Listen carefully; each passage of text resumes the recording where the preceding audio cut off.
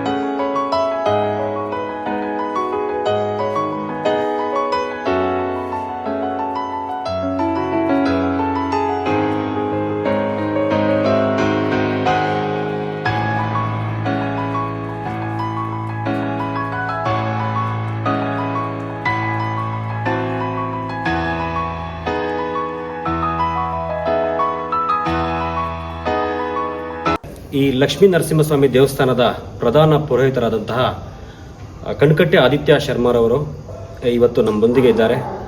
ಈ ದೇವಸ್ಥಾನದ ಸಂಪೂರ್ಣ ವಿವರನ ಅವರಿಂದ ಬಾಯಿಂದಲೇ ತಿಳ್ಕೊಳ್ಳೋಣ. ನಮಸ್ಕಾರ ಸರ್. ನಮಸ್ಕಾರ. ಈ ದೇವಸ್ಥಾನದ ಬಗ್ಗೆ ದಯವಿಟ್ಟು ಸ್ವಲ್ಪ ವಿವರಣೆ ಕೊಡಬೇಕು. ಯಾಕೆಂದ್ರೆ ಈ ದೇವಸ್ಥಾನ ಇರೋದು ಇಷ್ಟು ಭವ್ಯವಾದ ದೇವಸ್ಥಾನ ನಮ್ಮ ಅರಸೀಕೆರೆಯಲ್ಲಿ ಇದೆ ಅನ್ನೋದೇ ಸಾವಿರಾರು ಜನಕ್ಕೆ ಗೊತ್ತಿಲ್ಲ. ಆದರೆ ಹೊರಗಿನಿಂದ ಬಹಳ ಜನ ಬರ್ತಾ ಇದ್ದಾರೆ. ನಾನು ಕೇಳ್ಪಟ್ಟಿದ್ದೀನಿ ಈ ರಾಜ್ಯದಿಂದ, ಹೊರ ರಾಜ್ಯದಿಂದ ಮತ್ತೆ ವಿದೇಶಗಳಲ್ಲೂ ಸಹ ನಿಮ್ಮ ಭಕ್ತಾದಿಗಳಿದ್ದಾರೆ ಅಂತ ಕೇಳ್ಪಟ್ಟಿದ್ದೀನಿ. ದಯವಿಟ್ಟು ಈ ದೇವಸ್ಥಾನದ ಬಗ್ಗೆ ಈ ಮಾಹಿತಿನ ಕೊಡಬೇಕು ಅಂತ ನಿಮ್ಮಲ್ಲಿ ಕೇಳ್ಕೊತೀನಿ. ಓಂ ನಮಃ ಪ್ರಣವಾರ್ಥಾಯ ಶುದ್ಧ ಜ್ಞಾನೈಕ ಮೂರ್ತಯೇ ನಿರ್ಮಲಾಯ ಪ್ರಶಾಂತಾಯ ದಕ್ಷಿಣಾಮೂರ್ತಯೇ ನಮಃ. ಶಂಕರಾಚಾರ್ಯ ಸದ್ಗುರವೇ ನಮಃ. ಲಕ್ಷ್ಮೀ ನೃಸಿಂಹ ಪರಬ್ರಹ್ಮಣೇ ನಮಃ. ಕರ್ಮಣ್ಯೇವಾಧಿಕಾರಸ್ಥೆ ಮಾ ಫಲೇಶು ಕದಾಚನ ಮಾ ಕರ್ಮಫಲ ಹೇತರ್ಭು ಮಾತೇ ಸಂಗೋತ್ಸ ಕರ್ಮಣಿ ಎನ್ನುವಂತಹ ಭಗವದ್ಗೀತೆ ಶ್ರೀಕೃಷ್ಣ ಪರಮಾತ್ಮನ ಮಾತಿನಂತೆ ನಡ್ಕೊಂಡಂಥವರು ಶ್ರೀ ಸತೀಶ್ ಶರ್ಮಾಜಿ ಮಹಾರಾಜರು. ಅರಸೀಕೆರೆ ಅವಧೂತರು ಅಂತಲೇ ಅವರು ಪ್ರಚಲಿತರಾಗಿದ್ದಾರೆ. ಅವರ ಒಂದು ಸಂಕಲ್ಪ, ಅವರ ಒಂದು ಪ್ರೇರಣಾನುಸಾರ ಈ ಭವ್ಯವಾದಂತಹ ವಿಷ್ಣು ಪಂಚಾಯತನ ಪದ್ಧತಿಯ ಲಕ್ಷ್ಮೀ ನರಸಿಂಹಸ್ವಾಮಿಯ ಒಂದು ಆಲಯ ಇಲ್ಲಿ ಅರಸೀಕೆರೆಯಲ್ಲಿ ನಿರ್ಮಾಣ ಮಾಡಲಾಗಿದೆ. ಲಕ್ಷ್ಮೀ ನರಸಿಂಹಸ್ವಾಮಿಯ ಒಂದು ಶಿಲಾಮಯವಾದಂತಹ ವಿಗ್ರಹ ಕೃಷ್ಣಶಿಲೆ, ಸಾಲಗ್ರಾಮ ಶಿಲೆ ಅಂತ ಏನು ಹೇಳ್ತೀವಿ, ಅದರಿಂದ ಮಾಡಿದೆ. ಮತ್ತೆ ಸಂಪೂರ್ಣವಾದಂತಹ ಮಡಿ ಇರುವಂತಹ ಒಂದು ಪೂಜೆನೇ ನಾವಿಲ್ಲಿ ಪಾಲಿಸ್ತಾ ಇದ್ದೇವೆ. ಬೆಳಗ್ಗೆ ಸುಪ್ರಭಾತ ಸೇವೆ ಇತ್ಯಾದಿಗಳೆಲ್ಲ ಆಗಿ, ಮಹಾಭಿಷೇಕ, ಇದು ಪಂಚಾಮೃತ ಅಭಿಷೇಕಾದಿಗಳೆಲ್ಲ ಆಗಿ, ಮಹಾನೈವೇದ್ಯಾದಿಗಳೆಲ್ಲ ಆಗಿ ಒಂದು 11-11ವರೆಗೆ ಮಹಾಮಂಗಳಾರತಿ ಆಗುತ್ತೆ. ಮತ್ತೆ ಪ್ರತಿ ದಿವಸ ಮತ್ತೆ ಸಾಯಂಕಾಲ ಇಷ್ಟೊತ್ತಿಗೆ ಇದಾಗುತ್ತೆ. ಮತ್ತೆ ರಥೋತ್ಸವಗಳು ಅಂದ್ರೆ ನರಸಿಂಹ ಜಯಂತಿ ಏನು ಬರುತ್ತೆ ವೈಶಾಖ ಮಾಸ, ಸಾಧಾರಣ ಮೇ ತಿಂಗಳು, ಆ ಟೈಮ್ನಲ್ಲಿ ತ್ರಿಕಾಲದಲ್ಲೂ ಕೂಡ ಪೂಜೆ ಅಭಿಷೇಕ ಎಲ್ಲವೂ ಆಗುತ್ತೆ. ತ್ರಿಕಾಲದಲ್ಲೂ ಬಲಿ, ಉತ್ಸವ ಬಲಿ ಎಲ್ಲವೂ ಆಗುತ್ತೆ. ಸುಮಾರು ಒಂದು 600-700 ವರ್ಷದ ಒಂದು ಉತ್ಸವ ಮೂರ್ತಿ ನಮ್ಮ ನರಸಿಂಹದೇವರದ್ದು. ಅಲ್ಲಿ ಕಾಣುತ್ತೆ ನಿಮ್ಗೆ, ಕೆಳಗೆ ಸ್ವಲ್ಪ ಒಂದು ಸಣ್ಣ ಉತ್ಸವ ಮೂರ್ತಿ ಇಟ್ಟಿದ್ದಾರೆ. 600-700 ವರ್ಷದ ಉತ್ಸವ ಮೂರ್ತಿ. ಅದು ಗುರುಗಳಿಗೆ ಅವರ ಶಿಷ್ಯರು ಕೊಟ್ಟಿದ್ದು ಹಾಗೆ. ಸರಿ. ಇದು ಪಂಚಮುಖಿ ಹೇರಂಬ ಮಹಾಗಣಪತಿ. ಇನ್ನೊಂದು ಮುಖ ಹಿಂದೆ ದಕ್ಷಿಣ ಭಾಗಕ್ಕಿದೆ. ಅದು 5 ಮುಖದ ಗಣಪತಿ ಇರುವಂಥದ್ದು ಹೇರಂಬ ಮಹಾಗಣಪತಿ ಅಂತ. ನೋಡಿ, ಎಲ್ಲ ಗಣಪತಿಗೂ ವಾಹನ ಅವನಿಗೆ ಯಾವಾಗಲೂ ಸಹ ನಮಗೆ ಗೊತ್ತಿರೋದು ಮೂಷಕ ವಾಹನ, ಮೋದಕ ಹಸ್ತ ಅಂತಲೇ ಹೇಳುವಂಥದ್ದು. ಆದರೆ ಇಲ್ಲಿ ವಿಶೇಷ ಏನಂತಂದರೆ ಸಿಂಹದ ಮೇಲೆ ಕೂತಿರುವಂತಹ ಗಣಪತಿ. ಹಾಗಾಗಿ ಇಷ್ಟಾರ್ಥಗಳನ್ನು ಸಿದ್ಧಿ ಮಾಡುವಂತಹ ಗಣಪತಿ. ಇಲ್ಲಿ ಯಾರು ಏನು ಬಂದು ಇವನಿಗೆ ಪ್ರಾರ್ಥನೆ ಇಟ್ಟು ಹೋದರೂ ಕೂಡ ಅದು ತುಂಬ ಶೀಘ್ರದಲ್ಲಿ ಫಲಪ್ರದವಾಗಿದೆ. ಅದಕ್ಕೆ ಸುಮಾರು ವಿಚಾರಗಳಿದೆ. ಹಾಗಾಗಿ ಇಲ್ಲಿ ಇದೇ ವಿಶೇಷ. ಈ ಪಂಚಾಯತನ ಪದ್ಧತಿಯಲ್ಲಿ ಗಣಪತಿ ಅಂತಂದ್ರೆ ನಾವು ಇಷ್ಟು ದೊಡ್ಡ ಪ್ರಮಾಣದಲ್ಲಿ ಒಂದು ದೇವಸ್ಥಾನ ಮಾಡ್ತೀವಿ ಇದು ಅಂತಂದ್ರೆ ಪಂಚಮಾತಂಗ ವಕ್ತೃ ಗಣಪತಿ ರತಿ ಗೌರವ್ ಪಾತು ಮಾಂ ಹೇರಂಭ ನಾಮ ಅಂತ, ಹೇರಂಭ ಮಹಾಗಣಪತಿ ಅಂತ. ಆ ಸಿಂಹವಾಹನನಾಗಿ ಕೂತಿರುವಂತಹ ಹೇರಂಭ ಮಹಾಗಣಪತಿ ಮತ್ತೆ ಹಿಂದ್ಗಡೆ ಕೂಡ ಒಂದು ಮುಖ ಇದೆ, ಅದು ಇಲ್ಲಿ ಗೋಚರಕ್ಕಾಗಲ್ಲ. ಒಂದು ಕನ್ನಡಿ ವ್ಯವಸ್ಥೆ ಮಾಡಿ ಭಕ್ತಾದಿಗಳಿಗೆಲ್ಲ ಒಂದು ದರ್ಶನ ವ್ಯವಸ್ಥೆ ಕಲ್ಪಿಸ್ಬೇಕು ಅಂತ ಹೇಳಿ ಈಗಾಗಲೇ ಮಾತುಕತೆ ಆಗಿದೆ. ಹಾಗೆ ಸೂರ್ಯ ಪ್ರತ್ಯಕ್ಷ ದೇವರು, ನಮಗೆ ಕಣ್ಣಿಗೆ ಕಾಣುವಂತಹ ದೇವರು. ಹಾಗಾಗಿ ನಮ್ಮ ಸಾವಿತ್ರೆ ಜಗದೇಕ ಚಕ್ಷುಷೆ ಅಂತ ಹೇಳ್ತಾರೆ. ಇಡೀ ಜಗತ್ತಿಗೆ ಇರುವಂತಹ ಒಂದೇ ಒಂದು ಕಣ್ಣು ಅಂದ್ರೆ ಸೂರ್ಯ ಅಂತ ಹೇಳಿ. ಸೂರ್ಯನಾರಾಯಣ ಸ್ವಾಮಿ ನಮ್ಗೆ ಉದಾಹರಣೆಗೆ ಡಾಕ್ಟರ್ ಹೇಳ್ತಾರೆ, ಸೂರ್ಯನನ್ನು ನೋಡಿ ನಿಮ್ಗೆ ವೈಟಮಿನ್ ಡಿ ದೇಹದಲ್ಲಿ ಸಿಂಥಸಿಸ್ ಆಗುತ್ತೆ ಅನ್ನುವಂಥ ಎಲ್ಲ ಮಾತನ್ನು ಹೇಳ್ತಾರೆ. ಹಾಗೆ ಆರೋಗ್ಯವನ್ನ ಕೊಡುವಂಥವನು ಸೂರ್ಯ ಅಂತ. ಯಾಕೆ ನಾವು ಸೂರ್ಯ ನಮಸ್ಕಾರಾದಿಗಳು ಇತ್ಯಾದಿ ಎಲ್ಲ ಮಾಡೋದು? ಎಳೆ ಬಿಸಿಲಲ್ಲಿ ನಿಲ್ಲುವಂಥದ್ದು, ದೇಹಕ್ಕೆ ಬೇಕಾದಂತಹ ಎಲ್ಲ ಪೌಷ್ಟಿಕಾಂಶಗಳನ್ನ ಕೊಡುವಂತಹ ಶಕ್ತಿ ಇರೋದು ಸೂರ್ಯನಿಗೆ ಮಾತ್ರ. ವೈಜ್ಞಾನಿಕವಾಗಿಯೂ ಕೂಡ ಎಷ್ಟೋ ಒಂದು ವಿಚಾರಗಳು ನಡೆಯುತ್ತೆ. ಸೂರ್ಯನ ಒಂದು ದ್ಯುತಿ ಸಂಶ್ಲೇಷಣೆ ಅನ್ನೋದೆಲ್ಲ ನಾವು ಓದ್ತೇವೆ. ಅಂತಹ ಸೂರ್ಯನಾರಾಯಣ ಇಲ್ಲಿ ವಿರಾಜಮಾನರಾಗಿದ್ದಾರೆ. ಈ ಸೂರ್ಯನಾರಾಯಣನ ಒಂದು ಆರಾಧನೆಯಿಂದ ಶೀಘ್ರವಾಗಿ ರೋಗಮುಕ್ತರಾಗುವಂಥದ್ದು, ಮತ್ತು ಅದೇ ರೀತಿಯಲ್ಲಿ ಏನೋ ಒಂದು ಮನಸ್ಸಿಗೆ ಮಾನಸಿಕವಾದಂತಹ ಒಂದು ನೆಮ್ಮದಿ ಇಲ್ಲ, ಏನೋ ಎಲ್ಲ ವಿಚಾರಗಳು ನಮ್ಗೆ ಅಡೆತಡೆ ಕತ್ಲೆ ಅನ್ಸುತ್ತೆ ಅಂತ ಹೇಳಿದಾಗ ಅದಕ್ಕೆಲ್ಲವೂ ಒಂದು ಪ್ರತ್ಯಕ್ಷ ಜ್ಯೋತಿ ಸೂರ್ಯ. ಅಂತಹ ಸೂರ್ಯನಾರಾಯಣನ ಒಂದು ಸನ್ನಿಧಿ ಇಲ್ಲಿದೆ. ಈ ಸೂರ್ಯನಾರಾಯಣನನ್ನ ಬಂದು ಇಲ್ಲಿ ಪ್ರಾರ್ಥನೆ ಎಲ್ಲ ಮಾಡಿ, ಮತ್ತೆ ಅದೇ ರೀತಿಯಲ್ಲಿ ಭಾನುವಾರ ಸೂರ್ಯನಾರಾಯಣನಿಗೆ ಆದಿತ್ಯ ಹೃದಯ ಸ್ತೋತ್ರಗಳಿಂದ ಅಭಿಷೇಕ ಆಗತ್ತೆ. ಮತ್ತೆ ಮಹಾಸೌರ ಸೂಕ್ತಗಳು, ಅರುಣ ಪಾರಾಯಣಾದಿಗಳೆಲ್ಲ ಇಲ್ಲಿ ನೆರವೇರುತ್ತೆ. ವಾರ್ಷಿಕೋತ್ಸವದಲ್ಲಿ ಕಲಾಹೋಮಾದಿಗಳು, ಕಲಶಾಭಿಷೇಕಗಳು ಎಲ್ಲ.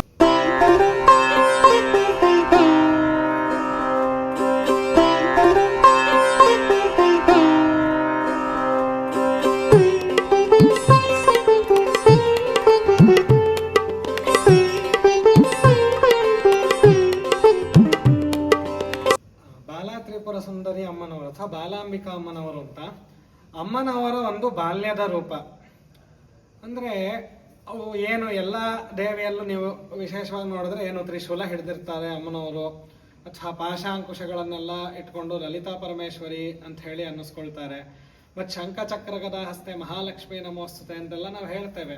ಇಲ್ಲಿ ವಿಶೇಷ ಏನು ಅಂತಂದ್ರೆ ಪುಸ್ತಕ, ಜಪಮಾಲೆ ಮತ್ತೆ ಒಂದು ಕಮಲದ ಹೂ ಮೇಲೆ ಕೂತಿರುವಂತಹ ಬಾಲಾ ತ್ರಿಪುರ ಸುಂದರಿ ದೇವಿ.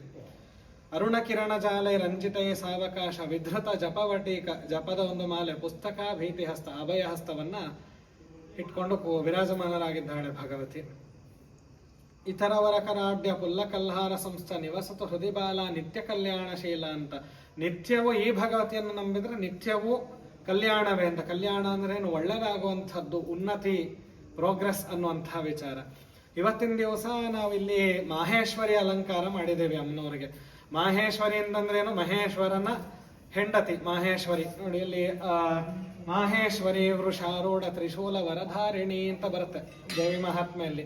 ವೃಷಭದ ಮೇಲೆ ಅವಳು ಆರೂಢಳಾಗಿ ಕೂತ್ಕೊಂಡಿರ್ತಾಳೆ, ತ್ರಿಶೂಲ ವರದ ಹಸ್ತವನ್ನ ಇಟ್ಕೊಂಡು ನಿಂತಿರ್ತಾಳೆ, ವಿರಾಜಮಾನಲಾಗಿರ್ತಾಳೆ ಅನ್ನುವಂಥ ವಿಚಾರ. ಅಂಥ ಒಂದು ವಿಶೇಷವಾದಂಥ ಒಂದು ಅಲಂಕಾರ ಇವತ್ತು ಮಾಡಿದ. ನವರಾತ್ರಿ ಮಹೋತ್ಸವದಲ್ಲಿ ಪ್ರತಿನಿತ್ಯವೂ ಚಂಡಿಕಾ ಹೋಮ ಯಮ್ಮನವರಿಗೆ, ಮತ್ತು ಅದೇ ರೀತಿಯಲ್ಲಿ ಸಾಯಂಕಾಲದಲ್ಲಿ ಶ್ರೀಚಕ್ರ ನವಾವರಣ ಪೂಜೆ, ಮತ್ತು ಅದೇ ರೀತಿಯಲ್ಲಿ ನವರಾತ್ರಿ ಕಲ್ಪೋಕ್ತ ಪೂಜೆ, ದೀಪಾರಾಧನೆ ನೀವಲ್ಲಿ ನೋಡಬಹುದು. ಎಲ್ಲ ವಿಶೇಷವಾದ ಆಗಮುಕ್ತವಾದ ಆರತಿಗಳನ್ನೆಲ್ಲ ಈಗ ಬತ್ತಿ ಎಲ್ಲ ಹಾಕಿ ನಮ್ಮ ಇವರೆಲ್ಲ ರೆಡಿ ಇದನ್ನೆಲ್ಲ ಸಿದ್ಧ ಮಾಡ್ತಾ ಇದ್ದಾರೆ.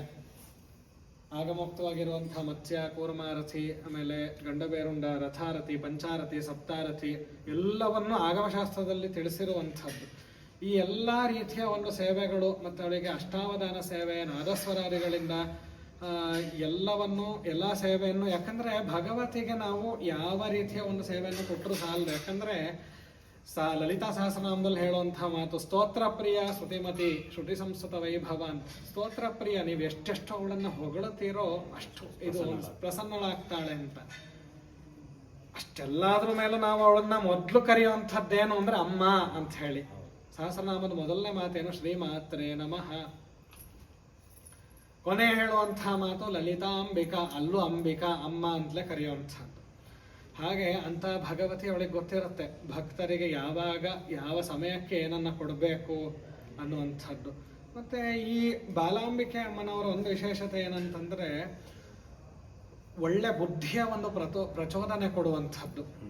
ಈಗ ಬುದ್ಧಿ ಎಲ್ರಿಗೂ ಇರುತ್ತೆ, ಆ ಬುದ್ಧಿ ಒಳ್ಳೇದು ಮಾಡಬೇಕೋ ಕೆಟ್ಟದ್ದು ಮಾಡಬೇಕೋ ಅನ್ನುವಂಥದ್ದು ಅವರವರ ಒಂದು ಬುದ್ಧಿಗೆ ಬಿಟ್ಟಿದ್ದು ಅಂತ ಹೇಳ್ತಾರಲ್ಲ, ಆ ರೀತಿ ಒಳ್ಳೆ ಬುದ್ಧಿಯಾಗೆ ಒಂದು ಪ್ರಚೋದನೆ ಕೊಡುವಂಥವಳು ಈ ಬಾಲಾಂಬಿಕೆ. ಮತ್ತು ಅದೇ ರೀತಿಯಲ್ಲಿ ಎಂಥ ದೊಡ್ಡ ಸಾಧನೆ ಮಾಡುವಂಥವರು ಇರ್ತಾರೋ, ಸಾಧಕ ಶ್ರೇಷ್ಠದಾತ್ರಿ ಅಂತ ಸಾಧಕರಿಗೆ ಅವರ ಇಷ್ಟವನ್ನು ಅನುಗ್ರಹ ಮಾಡುವಂಥವಳು ಭಗವತಿ ಅಂತ ಹೇಳಿ ಅಂಥ ಒಂದು ಬಾಲಾ ತ್ರಿಪುರ ಸುಂದರಿ ಅಮ್ಮನವರು ಇಲ್ಲಿ ಈ ನಮ್ಮ ಊರಿನಲ್ಲಿ ವಿಶೇಷವಾಗಿ ಇಲ್ಲಿ ವಿರಾಜಮಾನರಾಗಿದ್ದಾರೆ. ಅಲಂಕಾರದ ಒಂದು ಇದರಿಂದ ಒಂದು ಅವಳ ಮೂಲ ಸ್ವರೂಪ ಈಗ ನಮಗೆ ಸದ್ಯಕ್ಕೆ ಗೋಚರಕ್ಕಿಲ್ಲ. ಮುಂದೆ ಯಾವತ್ತಾದರೂ ಒಂದು ದಿವಸ ಇವರ ಬಗ್ಗೆ ಒಂದು ವಿಶೇಷವಾದಂತಹ ಒಂದು ದೇವಿ ಮಹಾತ್ಮೆ, ಲಲಿತಾ ಸಹಸ್ರನಾಮಾದಿಗಳ ವಿಚಾರವಾಗಿ ಇನ್ನೊಂದಷ್ಟು ಮಾಡೋಣ ಮುಂದಕ್ಕೆ.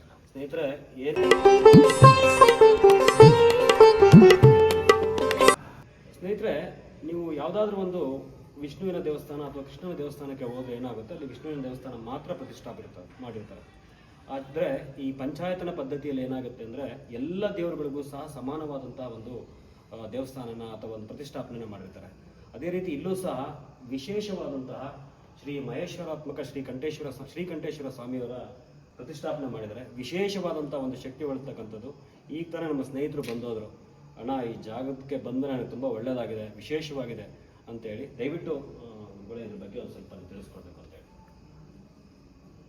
ಈಶ್ವರ ಎಲ್ಲರೂ ಸರ್ವೇ ಸಾಮಾನ್ಯವಾಗಿ ಏನಾರು ಅವ್ರಿಗೆ ಏನೋ ಒಂದು ಮಂತ್ರ, ನಿನಗೆ ಏನು ಮಂತ್ರ ಬರುತ್ತಪ್ಪ, ಯಾವ ದೇವರ ಮಂತ್ರ ಬರುತ್ತಪ್ಪ ಅಂತ ಕೇಳಿದಾಗ ಕಣ್ಣು ಮುಚ್ಕೊಂಡು ಖುಷಿಯಾಗಿ ಓಂ ನಮಃ ಶಿವಾಯ ಅಂತ ಹೇಳ್ಬಿಡ್ತಾರೆ. ನೋಡಿದ್ರಲ್ಲ ಸ್ನೇಹಿತರೆ, ಶ್ರೀ ಮಹೇಶ್ವರಾತ್ಮಕ ಶ್ರೀ ಕಂಠೇಶ್ವರ ಸ್ವಾಮಿ ದೇವರ ಬಗ್ಗೆ, ಅವರ ಮಹಿಮೆ ಬಗ್ಗೆ ನಮ್ಮ ಗುರುಗಳು ತಿಳಿಸ್ಕೊಟ್ಟಿದ್ದಾರೆ.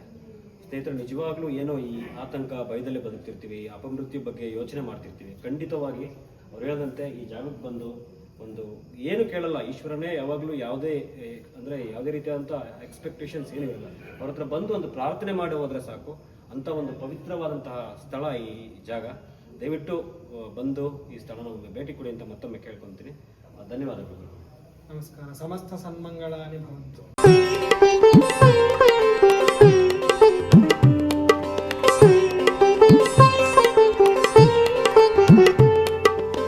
ಸತೀಶ್ ಶರ್ಮಾಜಿ ಮಹಾರಾಜರ ಆರಾಧ್ಯ ದೈವ ಪಂಚಮುಖಿ ಆಂಜನೇಯ ಸ್ವಾಮಿ ಅವರ ಆರಾಧ್ಯ ದೈವ ಅನ್ನೋದಕ್ಕಿಂತ ಒಂದು ವಿಚಾರ, ಅವರು ಸಾಕ್ಷಾತ್ ಮಾರುತಿಯ ಸ್ವರೂಪರವರು. ಒಂದು ಮಾರುತಿಯ ಒಂದು ಶಕ್ತಿ ಏನಿದೆ ಅನ್ನುವಂಥದ್ದನ್ನ, ಮಾರುತಿ ಏನೇನು ಅಸಾಧ್ಯ ಸಾಧಕ ಸ್ವಾಮಿನ ಅಂತ ಹೇಳ್ತೇವಲ್ಲ, ಅಸಾಧ್ಯವಾದದ್ದನ್ನು ನಮ್ಮ ಅರಸೀಕೆರೆ ನಗರದಲ್ಲಿ ಅವ್ರು ಸಾಧ್ಯ ಮಾಡಿರೋದು ನಿಮ್ಮ ಕಣ್ಣು ಮುಂದೆನೇ ಇವತ್ತಿನ ದಿವಸ ಇದೆ. ಅಷ್ಟೆಲ್ಲ ಸನ್ನಿಧಿಗಳನ್ನ ನಾವು ನೋಡ್ಕೊಂಡು ಬಂದ್ವಿ.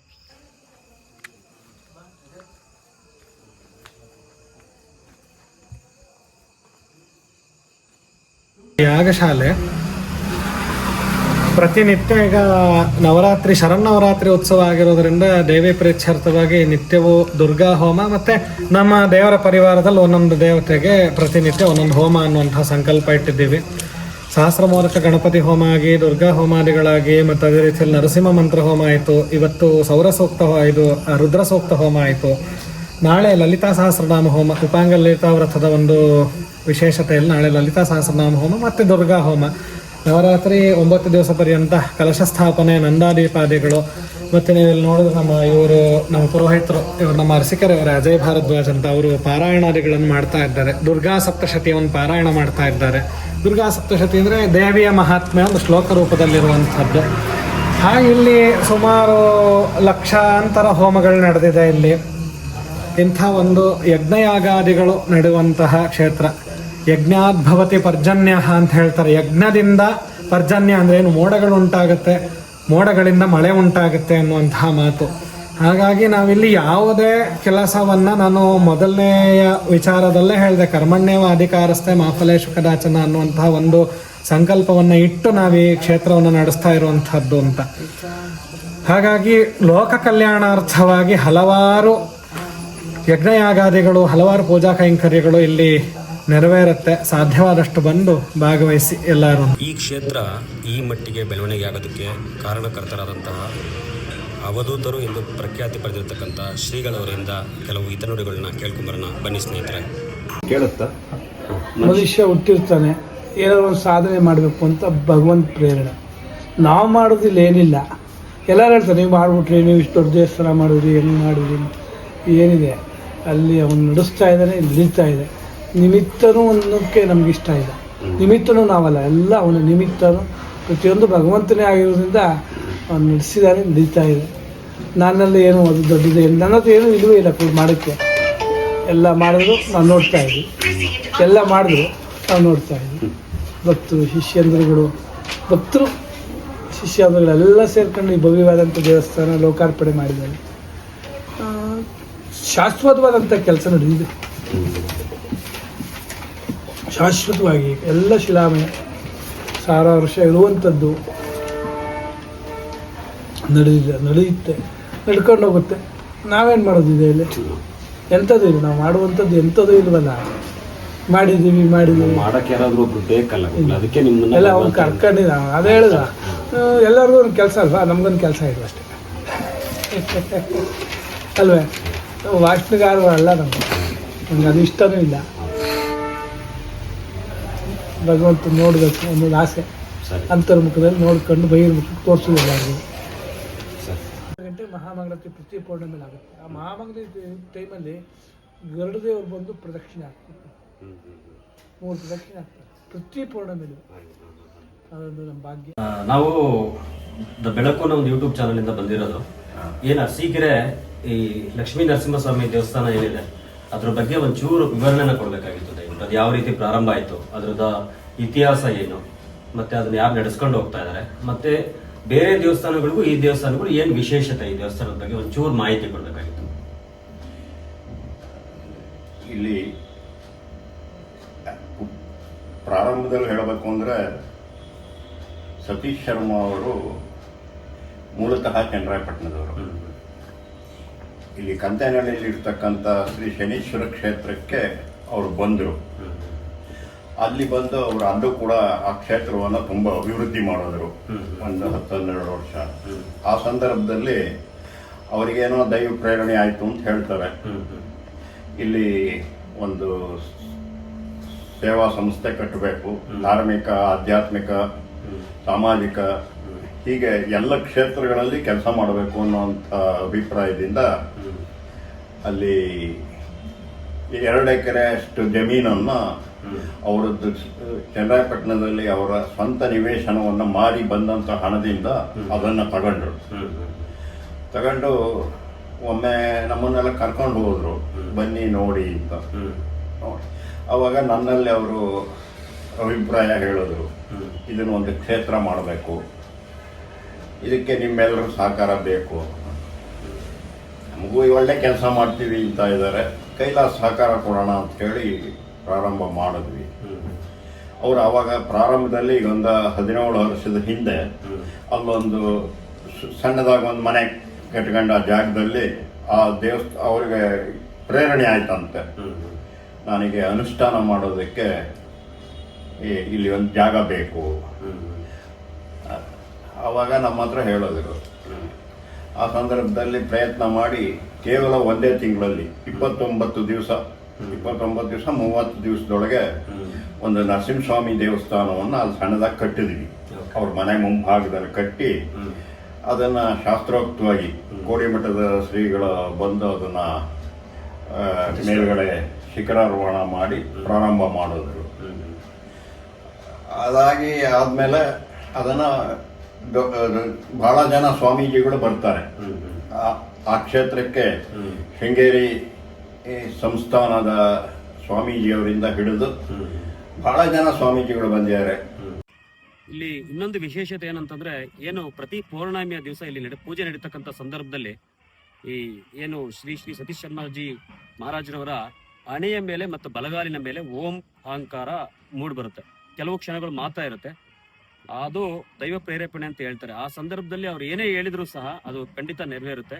ನಿಜಕ್ಕೂ ಇದೆಲ್ಲ ನೋಡ್ತಾ ಇರೋ ಒಂದು ಅದ್ಭುತವಾದಂಥ ಮತ್ತು ರೋಮಾಂಚನಕಾರಿಯಾದಂಥ ಒಂದು ಕ್ಷೇತ್ರ ಅನ್ನೋದು ನಮಗೆ ನೋಡಿದ್ರಲ್ಲ ಸ್ನೇಹಿತರೆ. ಈ ಕ್ಷೇತ್ರದ ಮಹಿಮೆ ಬಗ್ಗೆ, ಈ ಕ್ಷೇತ್ರದ ಇತಿಹಾಸದ ಬಗ್ಗೆ ಮತ್ತು ಈ ಕ್ಷೇತ್ರ ನಡೀತಿರ್ತಕ್ಕಂಥ ಪವಾಡಗಳ ಬಗ್ಗೆ. ಸೊ ಇವತ್ತು ಈ ಕ್ಷೇತ್ರನ ನೀವೆಲ್ಲ ದರ್ಶನ ಮಾಡಿದ್ರ, ದಯವಿಟ್ಟು ಈ ವಿಚಾರನ ಹೆಚ್ಚು ಜನಕ್ಕೆ ಶೇರ್ ಮಾಡಿ ತಿಳಿಸಿ. ಹಾಗೆಯೇ ಒಂದು ಸಣ್ಣ ಮಟ್ಟದಲ್ಲಿದ್ದಂಥ ದೇವಸ್ಥಾನ ಇಷ್ಟು ಅಗಾಧವಾಗಿ ಬೆಳೆದಕ್ಕೆ ಕಾರಣಕರ್ತರಾದಂತಹ ಸ್ವಾಮಿಗಳಿಗೆ ಮತ್ತೊಮ್ಮೆ ನಾವು ಧನ್ಯವಾದಗಳನ್ನ ಅರ್ಪಿಸುತ್ತಾ, ಈ ವಿಡಿಯೋ ಇಷ್ಟ ಆಗಿದ್ರೆ ದಯವಿಟ್ಟು ಲೈಕ್ ಮಾಡಿ, ಶೇರ್ ಮಾಡಿ, ಹಾಗೆಯೇ ಹೆಚ್ಚು ಜನಕ್ಕೆ ಶೇರ್ ಮಾಡಿ ಅಂತ ಕೇಳ್ಕೊಳ್ತಾ ನನ್ನ 2 ಮಾತುಗಳನ್ನ ಮುಗಿಸ್ತಾ ಇದ್ದೀನಿ. ನಮಸ್ಕಾರ ಸ್ನೇಹಿತರೆ.